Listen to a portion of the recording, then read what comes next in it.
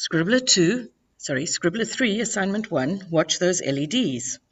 Today you'll start programming your Scribbler3 robot. You've already learned about the sensors and lights that are built into the Scribbler, and you know that there are 3 bicolor LEDs, light-emitting diodes, on top of your S3. Bicolor means that there are 2 LED emitters in each light. There are the LEDs, okay? One is red and one is green.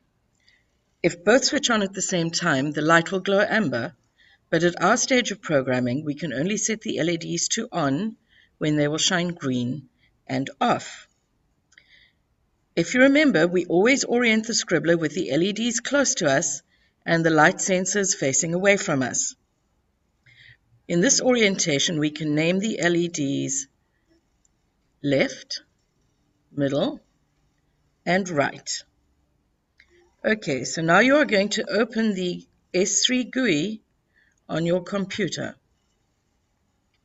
Move your mouse over the action bar to the LED block. There's the LED block. Click once on the LED block so that it is highlighted in blue. This means that it's ready to be placed in the program. Move your cursor over to the program area between the start and end blocks. You will see gray cross-hatching appearing, indicating that it's ready to place an action block there. Holding your mouse there, click once, and an LED action block will be inserted between the start and end program blocks. You'll also see an option window showing the 3 LEDs, left, middle, and right. By adding these action blocks, what you're really doing is creating a step-by-step procedure for your robot to follow. Later, when this program is uploaded to your robot, it will perform each of the steps you select in the order that you place them from top to bottom. Each LED can be instructed to do one of 3 things. It can be on, light up. It can turn off, goes dark. Or it can stay the same as it was in the last step. We're not going to use this very much, but each of these goes through all 3 steps. And you can set each of these to whichever one you want. Okay, remember this means it is the same as it was before, but we're not going to use this. Okay, so if we then click the yes button, we can see that we have told the left LED to shine and the other 2 to switch off.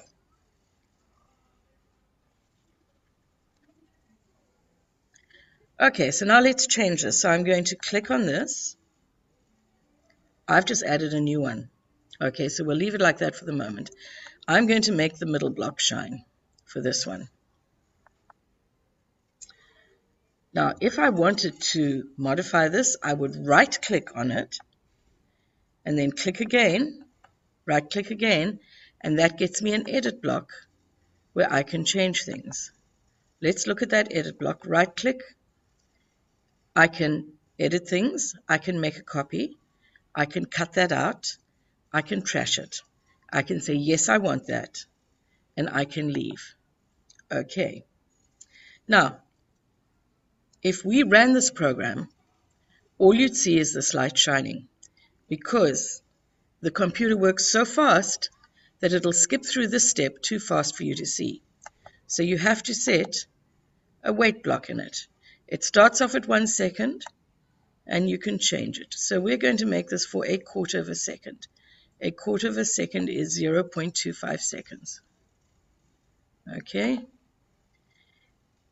So now we have a program. This light will shine for 1/4 of a second, and then this light will shine, and the program will end. This light will stay shining.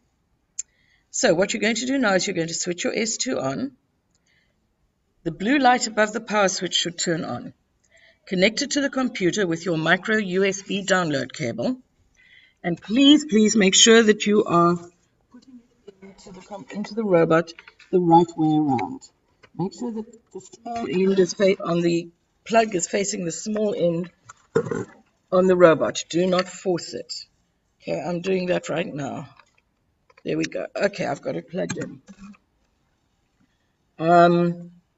Your robot might start moving when you switch it on. Pick it up so it doesn't drive off the desk. Okay, so in the menu bar on the top, See this button? When you hover, you get a tooltip. It says, copy the program to the Scribbler. Click on that, and it'll start uploading. Okay, it doesn't like my Scribbler, and I've got a new cable in it. So if your Scribbler is off, that's what you'll get. Let's try again. Okay, so we've got to check that the data cable is plugged in at both ends, the Scribbler is turned on, and you have batteries. Your battery is charged. Okay, so this is a brand new cable that I'm using, so we don't know why this is happening, but in general, this will run. It'll say upload successful, and your program will run. Your LEDs on the S3 should show the pattern that you programmed. Okay, so now you're going to do the assignment on my website. It's not what I did in here. And show it to me to make sure it's right. Save your program to your personal folder, giving it a sensible name like JProject1 or Sue Set Lights. Then turn it into my folder on the share drive. Good job. If you want, you can program a different pattern of lights now.